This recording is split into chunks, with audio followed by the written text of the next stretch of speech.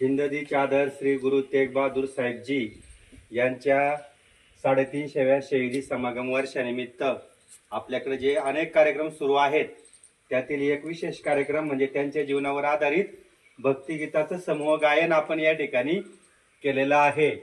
या समूह गीताच्या गायनामध्ये आपण सगळे मग्न असताना त्या गाण्याचा जर अर्थ जर बघितला ना तर खरोखर डोळ्यातून पाणी येतं। एवढं प्रचंड त्याग या श्री गुरु तेग बहादूर साहेबजी यांनी केलेला आहे आणि म्हणून त्यांच्या जीवनाविषयी थोडंसं समजून घ्यायला पाहिजे की नाही आपण, म्हणून आपण थोडंसं बोलूयात त्यांच्याविषयी। श्री गुरु तेग बहादूर साहेबजी हे शीख धर्माचे 9वे धर्मगुरू आहे। कितवे बोला, कितवे धर्मगुरू? 9वे धर्मगुरू आहे आणि त्यांना ही पदवी दिलेली हिंददी चादर, त्यांची पदवी आहे हिंददी चादर। कळलं का? पद्मश्री, पद्मभूषण या अशा ज्या पदव्या असतात तशी जी हिंददी चादर ही पदवी आहे। कोण होते हे? एक थोर आध्यात्मिक नेते होते आणि कवी होते। बघा, काश्मीरमध्ये जे हिंदू पंडित आहेत किंवा काश्मीरी पंडित म्हणतात त्यांना, ब्राह्मण किंवा हिंदू लोक, त्यांचं औरंगजेब बळजबरीने धर्मांतर करत होता। धाकदपटशा, हनमार असं करून बळजबरीने हिंदू लोकांना मुसलमान बनवत होता। तर या श्री गुरु तेग बहादूर साहेबजी यांनी काय केलं रे? तर औरंगजेबाविरुद्ध युद्ध केलं का आमच्या हिंदूंना तू मुसलमान नाही करू शकत, हिंदू हे हिंदूच राहतील, त्याच्यासाठी लढा दिला।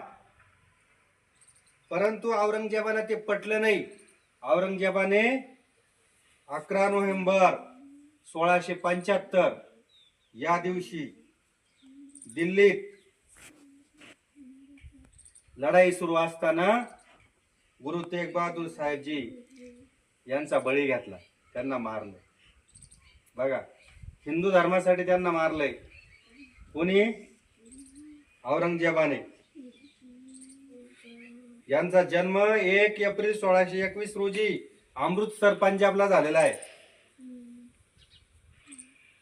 ते तेग बहादूर सिंग हरगोविंद साहेब यांचे धाकटे पुत्र। मूळ नाव त्यागमल होतं, परंतु निर्भय असल्यामुळे त्यांना तेग बहादूर म्हणजे तलवारीचा धनी म्हणून सन्मान देण्यात आला। त्यांनी पंजाबमध्ये अनेक ठिकाणी प्रवास करून शीख धर्माचा प्रसार केला। त्यांनी आनंदपूर साहिब शहराची स्थापना केली।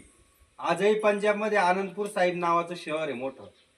हे आपल्याकडे मळणी मशीन येतात ना, मका काढण्याचे मशीन्स, बाजरी सोयाबीन तयार करण्याचे मशीन किंवा गहू काढण्याचं हार्वेस्टर येतं का नाही, तर हे सगळे कुठं होतात तयार? आनंदपूर साहिबला होतात तयार। शेतीप्रधान भाग येतो। औरंगजेबाचे धार्मिक धोरणांमुळे हिंदूंना बळजबरीने धर्मांतरित केलं जायचं। काश्मीरी पंडितांनी मग कोणाकडे मदत मागितली? तेग बहादूर साहेब यांच्याकडे मदत मागितली आणि त्यांनी मदत केली। लढाया झाल्या खूप आणि ते न घाबरता लढत राहिले, पण औरंगजेबाने त्यांना पकडलं, कैद केलं आणि 11 नोव्हेंबर 1675 रोजी औरंगजेबाने दिल्लीच्या चांदनी चौकामध्ये त्यांचा शिरच्छेद केला, म्हणजे मुंडकं उडवलं। त्यांनी अन्याय आणि अत्याचाराविरुद्ध आवाज उठवला आणि इतरांच्या धार्मिक स्वातंत्र्यासाठी स्वतःचे प्राण अर्पण केले। त्यांचा जरी शीख धर्म होता तरी पण त्यांनी हिंदू धर्माचं रक्षण करण्यासाठी काम केलं। साधन म्हणजे काय? पांघरून, म्हणजे सांभाळ करण्याचं साधन, म्हणजे हिंदू धर्माला त्यांनी सांभाळलं म्हणून त्यांनाच पदवी देण्यात आली हिंददी चादर, हिंद की चादर।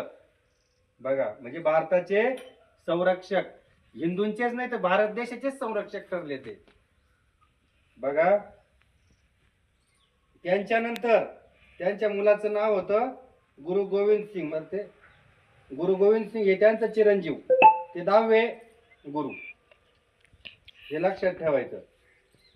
आणि त्यांच्या बलिदानाची आठवण म्हणून दिल्लीला गुरुद्वारा शीशगंज साहिब उभारण्यात आलेला आहे। तर असे हे मानवतेचे रक्षक आहेत गुरु तेग बहादूर सिंग। तर त्यांचे स्मरण म्हणून आज आपण त्या भक्तिगीताचं गायन केलं. आणि तुम्हाला आजचा स्वाध्याय पण मी सांगेल की आज तुम्ही घरी जायचं गुगलवरून गुरु तेग बहादूर साहिबजी यांचे जीवनचरित्र असं काहीतरी सर्च करा आणि ती माहिती लिहून आणा. ती माहिती लिहून आणा, तोच तुमचा निबंध असेल.